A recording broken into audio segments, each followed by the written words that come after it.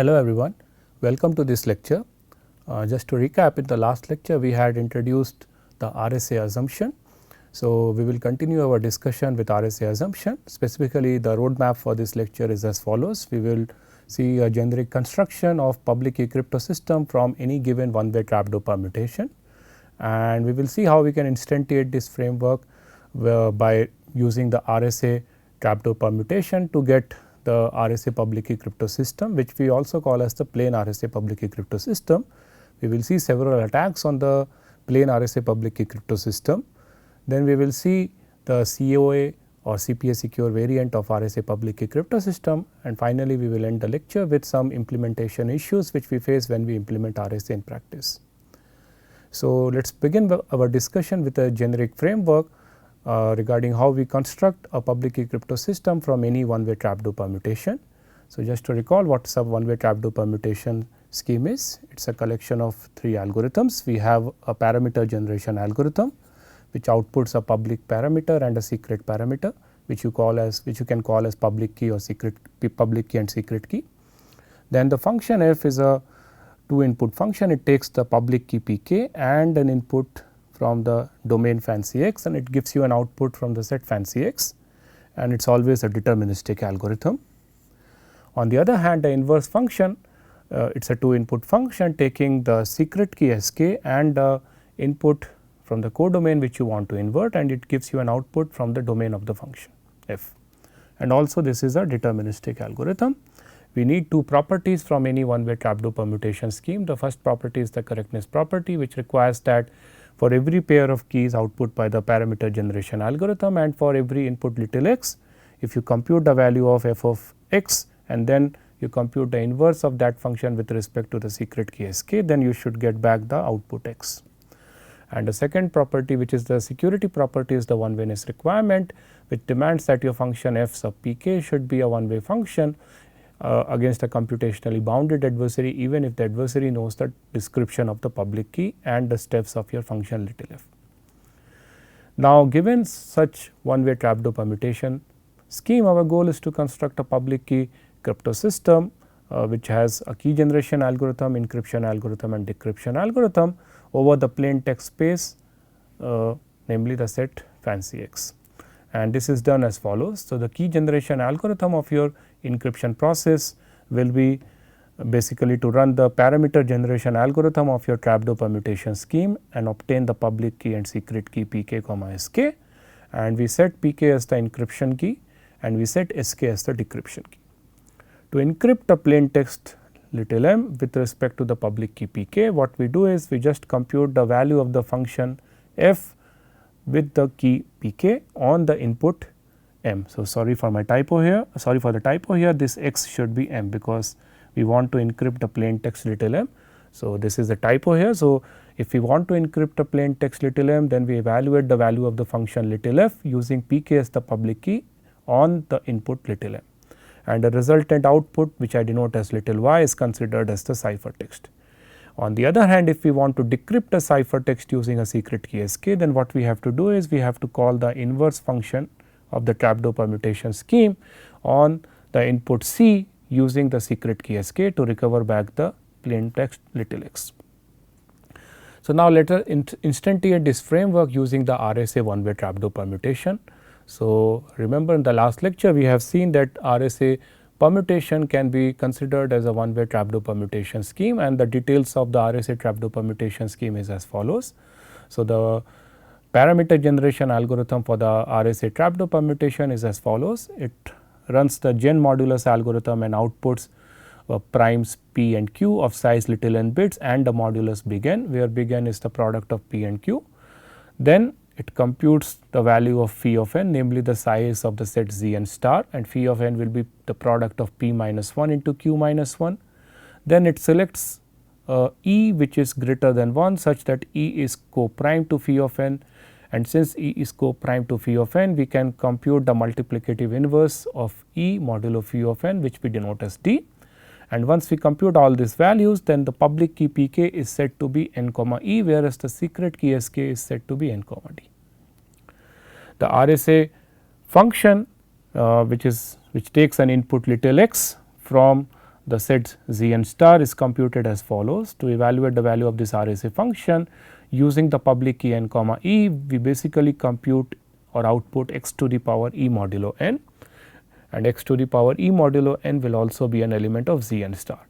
On the other hand, if we want to invert the RSA function on some input y belonging to z n star using the secret keys n comma d, then we basically output y to the power d modulo n. So, that is what is the RSA one way trapdoor permutation scheme. Assuming the one RSA problem is difficult to solve with respect to the gen RSA function, then we had proved or we had seen in the last lecture that we can use this RSA trapdoor permutation as a candidate one way trapdoor permutation. Now, let us instantiate the framework that we had seen in the last slide by using the RSA trapdoor permutation. So, we get what we call as RSA public key crypto system over the plain text space z n star. So, the key generation algorithm for the RSA public key crypto system is we run the gen RSA algorithm of the RSA trapdoor permutation, and we set n comma e to be the encryption key and we set n comma d as the decryption key. So, the receiver will know n and d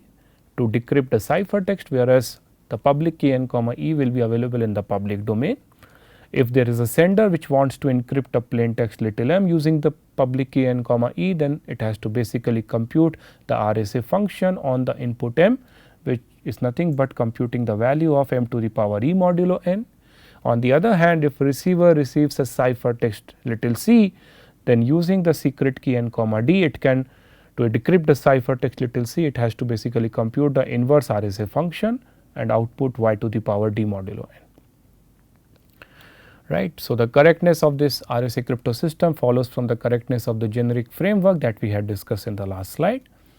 Now, let us focus on the security of the RSA cipher that we have just constructed,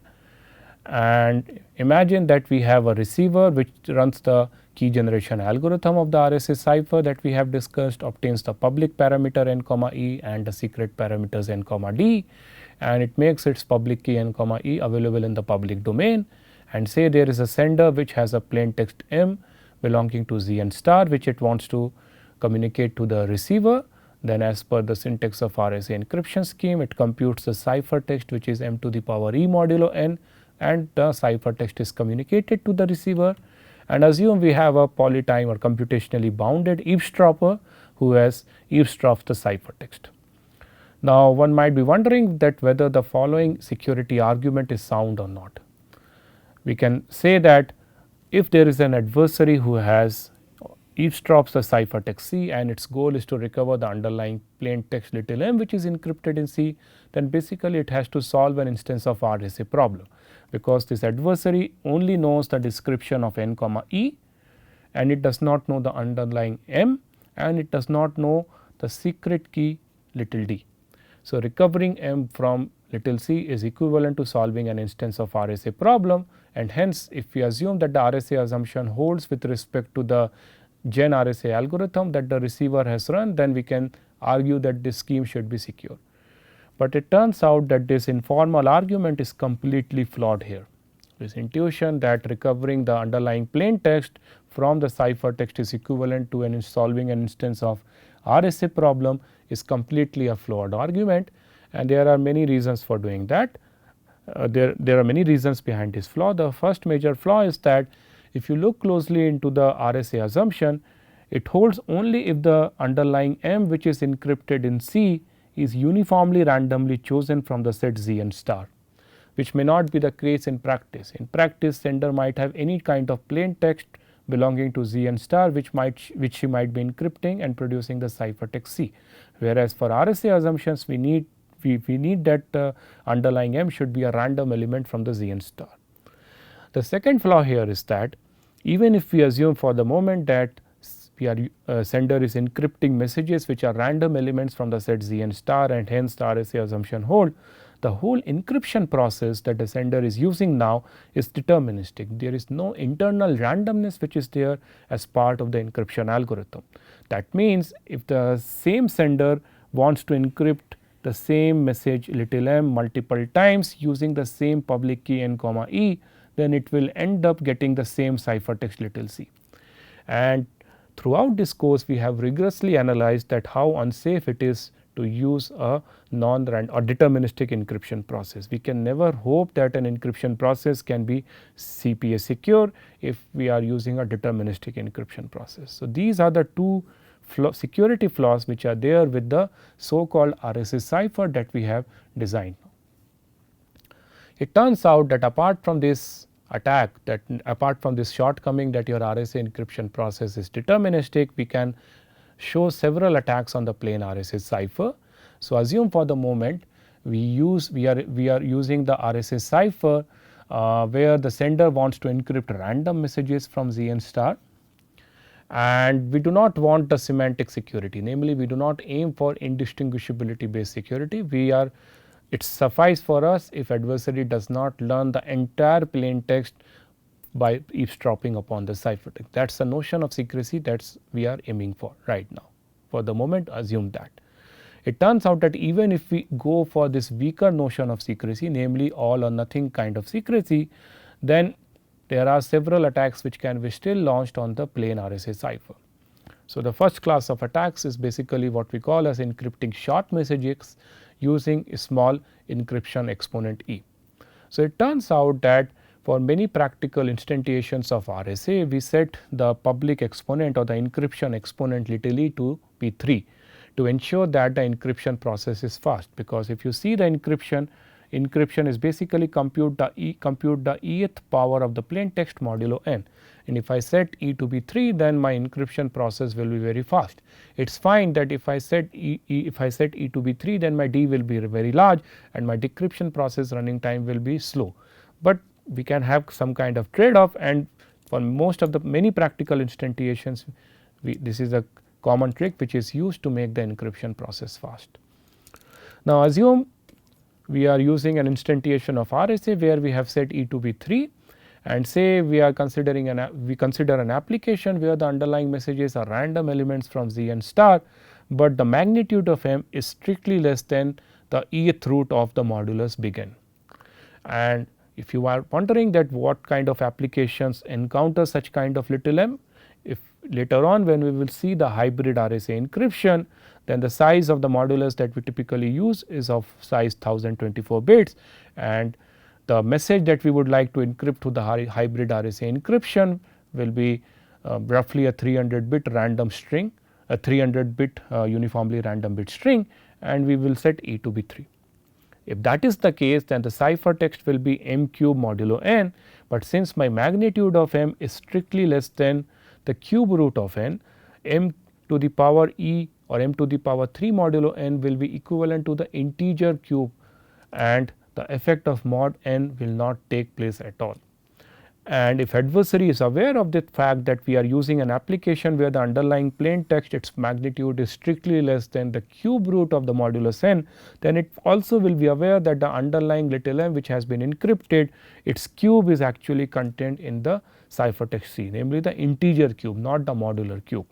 And it is very easy to recover the underlying unknown m from the C by just finding a integer cube root of the ciphertext C, which can be computed in poly of the size of the modulus n amount of computation. So, that is a first class of attack, and we can have many other kinds of attack possible on plain RSA cipher. So, imagine for the moment that we are in a setting where the same we are considering an application where the same message needs to be encrypted and sent to multiple receivers. So, imagine we have say 3 receivers, receiver 1, 2, 3, each of it has its own modulus n1, n2 and n3 respectively, but each of them is using a same public exponent say 3, and of course different decryption exponent d1, d2, d3, where d1 is relatively where d1 is the multiplicative inverse of 3 modulo n1, d2 is the multiplicative inverse of 3 modulo n2 and so on. So, the public key which is available in the public domain are the respective public keys of the 3 receivers, and imagine that we have a sender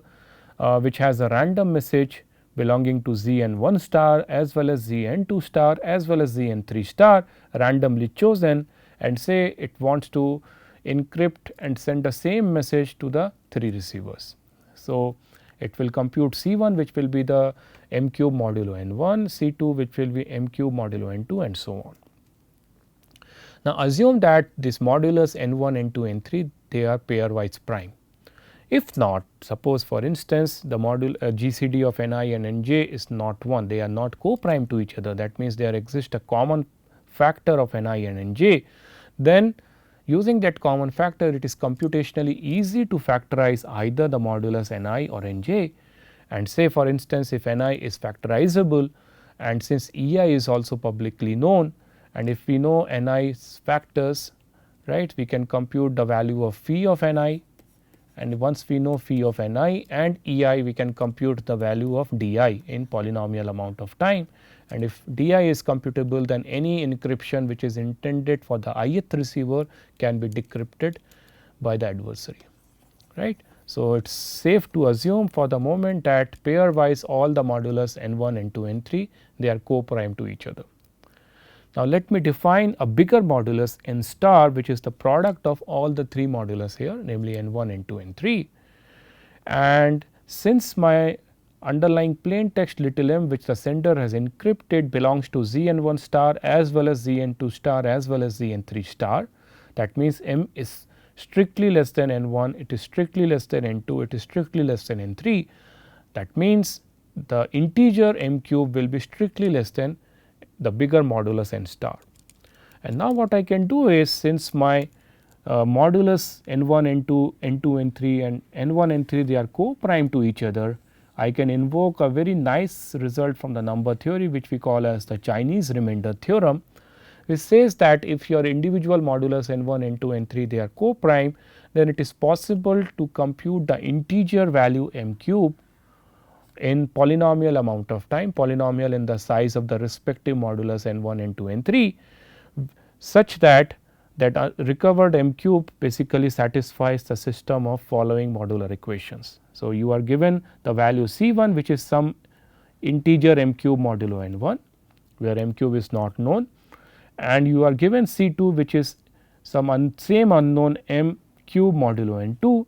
and you are given the value of C3 which is the same unknown m cube modulo n3, and if your n1, n2, n3 the respective modulus they are co-prime to each other, then what basically Chinese remainder theorem says is it is possible to recover that unknown m cube in polynomial amount of computation.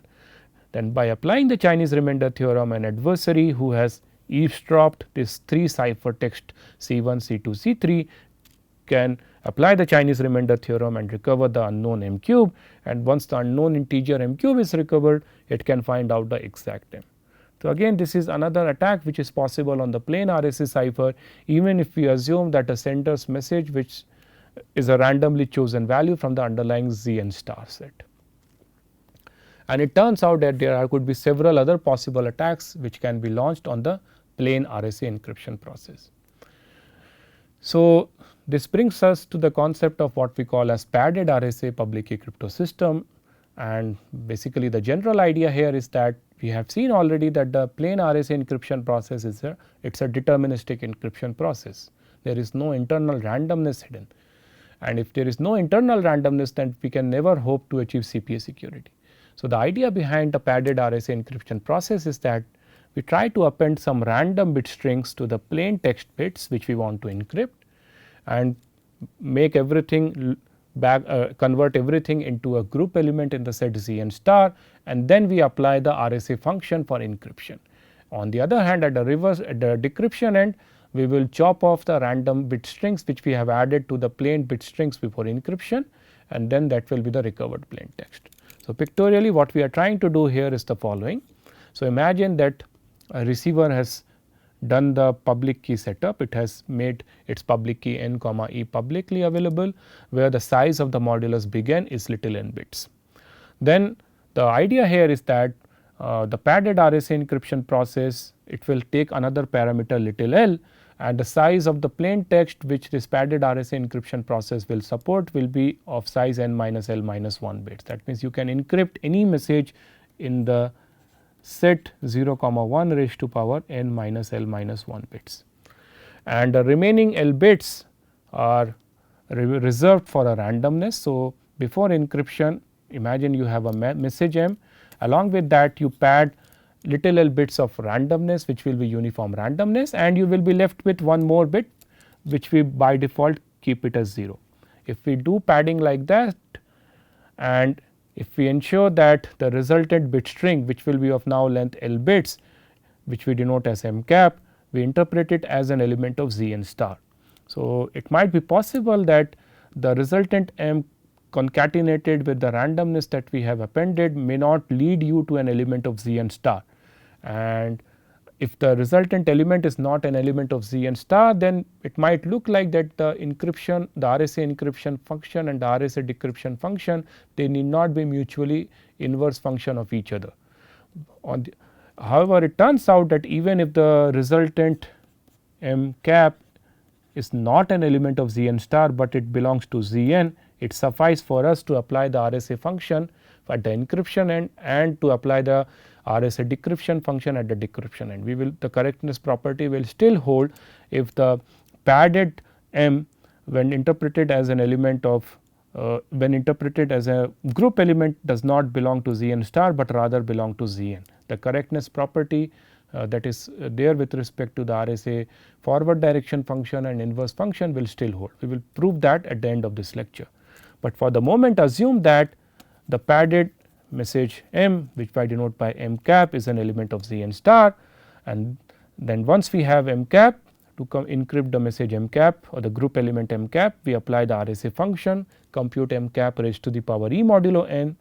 At the decryption end, the receiver who has the secret key n comma d, it will apply the RSA inverse function, namely it will compute c to the power d modulo n, and it will recover the group element m cap. And since it knows the value of little l here is a system parameter, it will be known both to the sender as well as to the receiver, and it will be publicly available.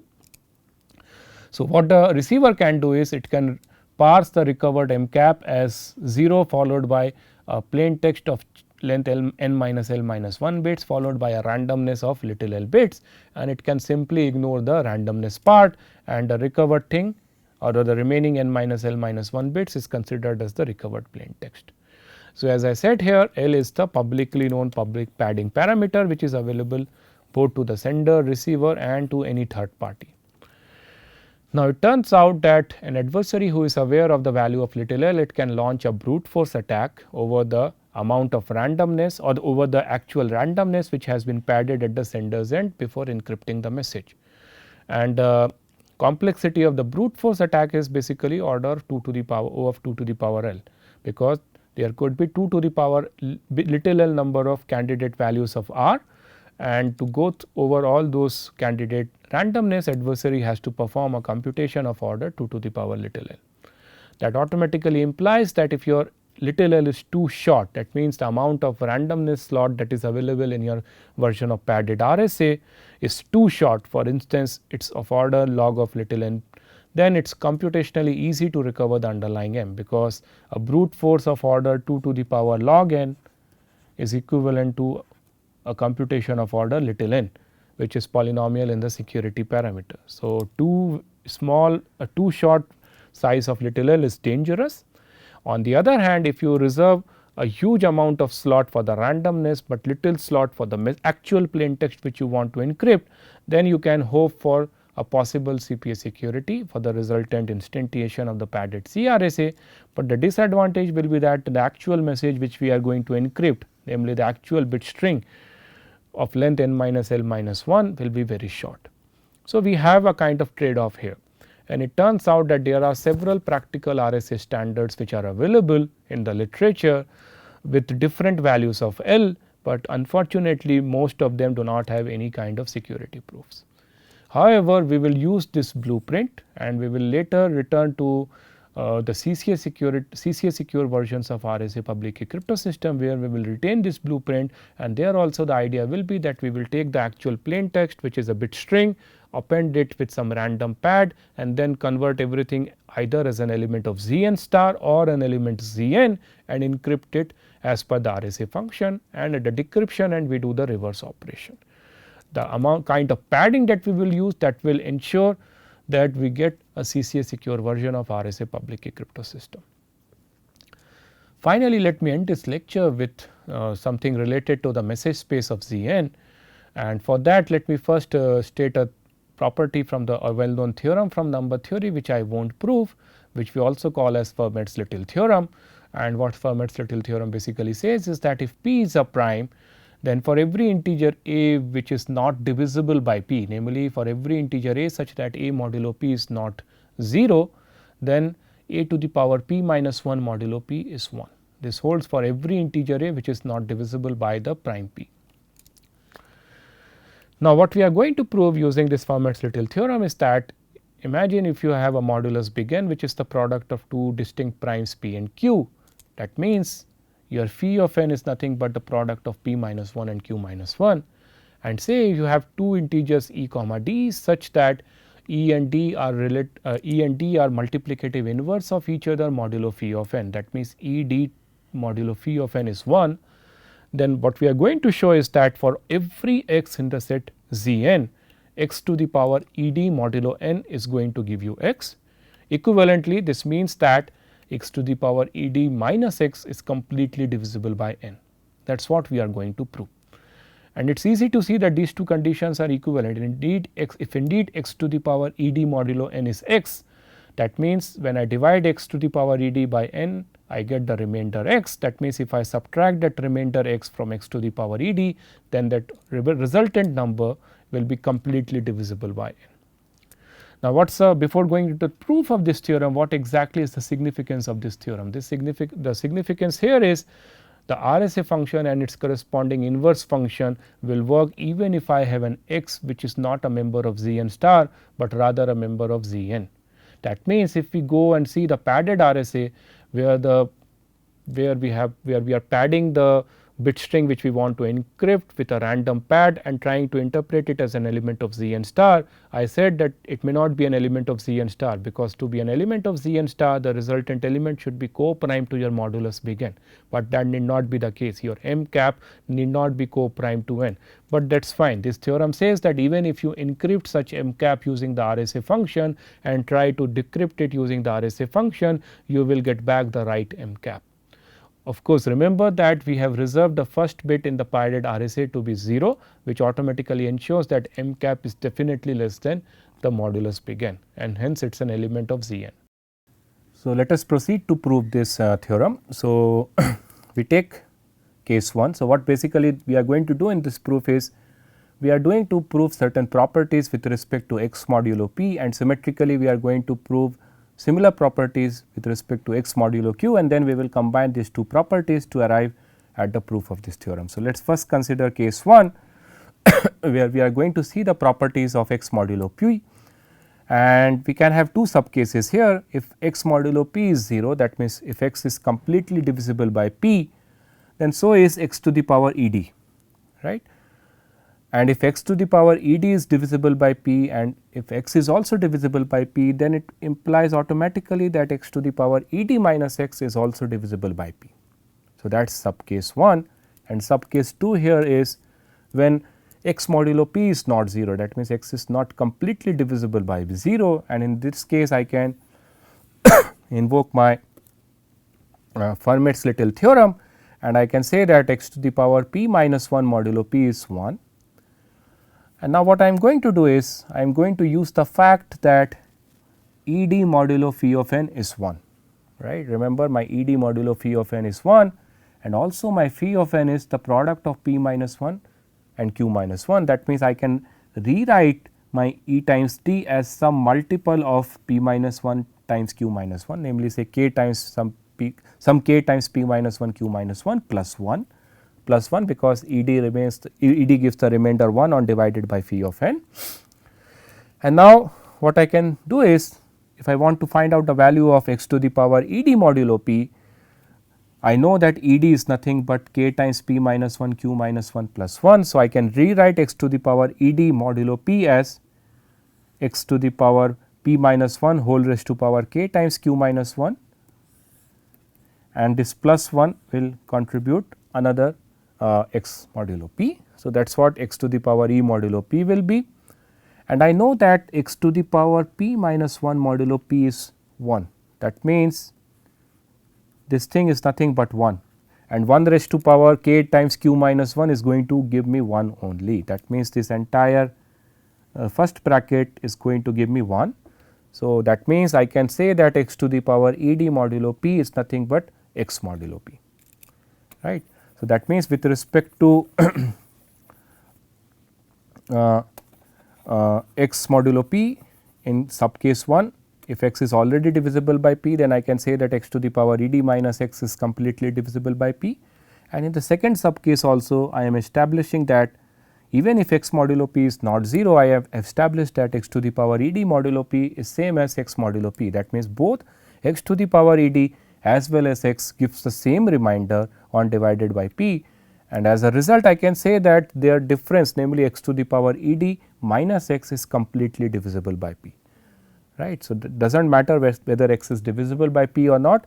I have established here that x to the power e d minus x is completely divisible by p, and symmetrically I can do the same argument for x modulo q as well. So, with respect to x and q, I have two sub cases. If x is already divisible by q, then so is x to the power e d, and hence I can easily conclude that x to the power e d minus x is completely divisible by q. On the other hand, for the case when x is not divisible by q, I can apply Fermat's little theorem here, and I can say that x to the power q minus 1 modulo q is 1, and then using the similar argument that I have used for the case of x and modulo x and p, namely I can use the fact that E d is k times p minus 1 q minus 1 plus 1, and then I can rewrite x to the power E d as x to the power q minus 1 whole raised to power k times p minus 1 multiplied by x modulo q, and I know that since x to the power q minus 1, I know that overall it turns out to only x modulo q. That means, x to the power E d as well as x gives me the same remainder on divided by q, and hence I can say that x to the power E d minus x is completely divisible by q, right. So, these are the properties that I have established now. That means, I have shown that x to the power E d minus x is individually divisible by primes p as by prime p as well as prime q, and since my primes p and q are distinct, it automatically implies that x to the power E d minus x is also going to be divisible by n, because n is my product of p and q, and that establishes this theorem. Now, let us see how we can apply the Chinese remainder theorem for fast RSA encryption and decryption, because this is a common trick which we use during the real world instantiation of RSA function. So, if you see the RSA encryption function and decryption function, then both of them requires modular exponentiation. To encrypt, we need to perform a compute x to the power e modulo n, and to decrypt we need to perform ciphertext raised to power d modulo n. Now, even though we have not yet discussed the best known algorithms for computing modular exponentiation, if time permits we will discuss one of such algorithms in our subsequent lecture. It turns out that the best known algorithm for performing modular exponentiation modulo little l bit integer requires amount of time, which is c times some l cube, where c is some constant. That means, if my modulus big N is of size little n bits, then to perform both RSA encryption as well as decryption function, I need to perform c times n cube operation. Now, what Chinese remainder theorem says is, if since n is a product of two primes p and q, where the two factors p and q are co-prime to each other, then basically Chinese remainder theorem gives you a bijection, namely a 1 to 1 onto mapping from the set z n star to the Cartesian product of the set z p star and z q star. Remember, z n star is basically the set of all integers in the range 1 to n minus 1 which are co-prime to big N. In the same way, z p star is basically the set 1 to p minus 1, basically the set of integers in the range 1 to p minus 1 which are co-prime to p, but since p is prime, the set z p star is nothing but the entire set 1 to p minus 1, and in the same way the set z q star is the entire set 1 to q minus 1. So, what the Chinese remainder theorem does is it defines a very nice bijection from the set z n star to the Cartesian product of z n p star and z q star, where any element little a belonging to the set z n star, it is mapped to the following pair of elements. You take the remainder of a modulo p and the remainder of a modulo q. That will be the representation of the element a belonging to z n star in the set Cp star and the set Cq star respectively. And not only that, what Chinese remainder theorem basically shows is tells you that if you are performing some computation in the set Zn star, say if you are evaluating the value of f of a modulo n, then the same computation you can carry over individually in Cp star and Cq star, and you will get a representation of the result of f a modulo n. That means, instead of performing f a modulo n, you can perform f a modulo p and f a modulo q, and that resultant pair of elements can be considered as the representation of your result f a modulo n. So, that is how you can interpret this Chinese remainder theorem bijection. That means, if I consider the decryption function, for the moment I am assuming that my public exponent E is 3, that takes care of the encryption part of the RSA function. RSA encryption process will be very fast if I set my E to be 3, but my problem will be the decryption. I want to speed up my decryption process. So, since my decryption function requires me to compute y to the power d modulo n, by applying the Chinese remainder theorem, the element y to the power d modulo n, which is an element of Zn star, can be interpreted as a pair of elements from one from Zp star and another from Zq star, where the representation from Zp star will be y to the power d modulo p, and the representation from Zq star will be y to the power d modulo q. Now, since y is relatively prime to p as well as relatively prime to q, and if indeed that is the case, it turns out that we can prove that y to the power d modulo p is same as y to the power d modulo p minus 1 modulo p. That means, in the exponent I can reduce my exponent d to d modulo p minus 1, and I call this value to be y sub p, and the same holds for y to the power d modulo q as well. That is, in the exponent I can reduce the exponent d from d to d modulo q minus 1, and let me call this value to be y q. That means, this y to the power d modulo n can be written as or expressed as the pair of elements y sub p comma y sub q as per the Chinese remainder theorem. That means, if you know how to compute y sub p and y sub q, then using the Chinese remainder theorem you can obtain the result y to the power d modulo n. That is what Chinese remainder theorem ensures for you. Now, let us try to analyze how fast it is to compute y sub p and y sub q. Before going into that, let me tell you that since d is known to the receiver who is going to run the decryption algorithm, and p minus 1 is also known to the receiver, right, because it knows the factors p and q. So, d modulo p minus 1 can be pre-computed by the receiver and can be stored once for all, and same holds for d modulo q minus 1 as well, right. So, d and q are also known to the receiver or the person who is going to run the decryption algorithm, and hence y d to d modulo q minus 1 can be pre-computed in advance by the receiver. Now, it turns out that using the Chinese remainder theorem, computing y to the power d modulo n requires you to perform 2 times c n cube over 8 or n cube over 4 times computation. This is because my n is the product of 2 primes p and q, and my size of n is roughly of n bits, little n bits. Since n is the product of p and q, that means the size of the prime factors p and q that we are using here is roughly of size n by 2 bits each. That means, to compute y to the power d modulo p minus 1 modulo p or the value y p, I need to perform a modular exponentiation where the size of the modulus is n over 2 bits. And by using the best known algorithm, that will require me to perform computations of order c times n cube by 8. And similarly, to compute y sub q, I need to perform computation of order c n cube over 8, and if I sum these two things, I get that the total computation that I need to perform to compute y sub p and y sub q will be 2 times c n cube over 8, which is basically c times n cube over 8, and this is simply 25% saving compared to the naive way of performing or calculating y to the power d modulo n directly. If instead of computing y to the power d modulo n directly, we use this indirect approach where we compute y sub p, y sub q in zp star zq, zq star, and then combine it to obtain the result y to the power d modulo n, we basically end up saving 25% of computation. And this is a very common trick which is used in the practical instantiations of the RSA decryption algorithm. Now, let me end this lecture by showing you some more attacks on RSA. Namely, I want to show you that how dangerous it could be to share public parameters across multiple users in the context of RSA crypto system. So, I am going to show you one of the simplest possible attack which we call as common modulus attack. There are other sophisticated attacks which are also possible, but I am not going to discuss them. And this is kind of very different compared to Elgamal encryption scheme, where we have seen that in the context of Elgamal encryption scheme, sharing public parameters, namely sharing the description of the group, the description of the generator across multiple receivers is fine. That means, it is fine if multiple receivers use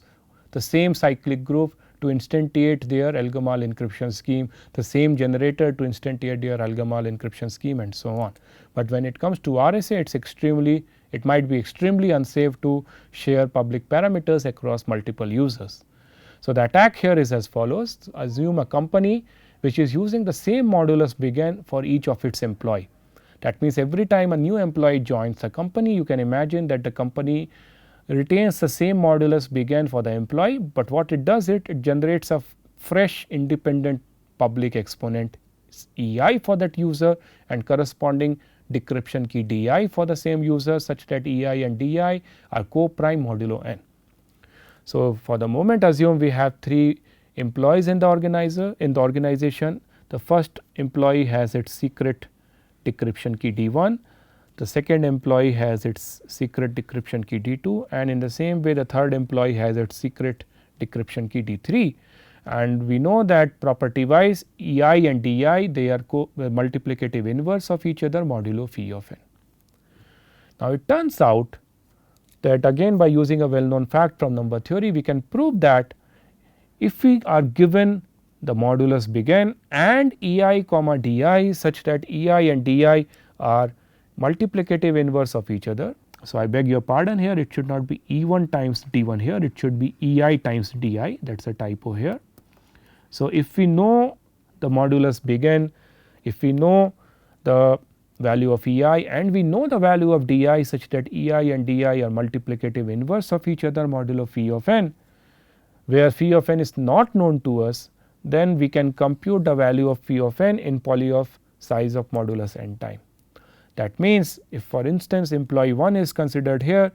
since it knows its public exponent E1 as well as its decryption exponent D1, but it does not know the value of unknown phi of n, by using this fact from the number theory and using that algorithm, it can compute in polynomial amount of time the value of phi of n.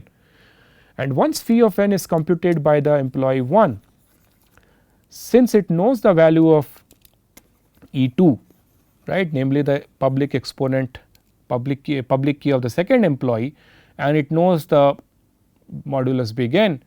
then by using the same result from number theory, it can compute D2, and in the same way it can compute the result of it can compute the value of the decryption exponent of the third employee as well.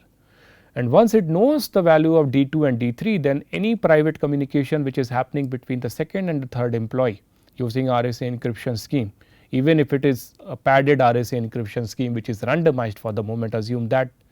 since the value of D2 and D3 is known completely to the employee 1, it can completely find out what exactly is happening between employee 2 and 3. Right. So, that shows that how unsafe it might be if we end up having multiple users having the same public exponent same modulus begin. It is highly dangerous. So, that brings me to the end of this lecture. Just to summarize, in this lecture we have seen that how we can instantiate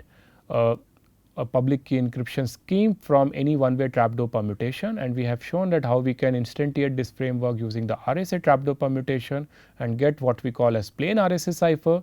But plain RSA cipher cannot be used in practice because first of all it is not randomized, and secondly we cannot directly reduce its security to the RSA problem. We have seen how we can make RSA encryption randomized encryption process by doing padding, and we have seen that how we can speed up the RSA decryption function using Chinese remainder theorem. Yeah, thank you.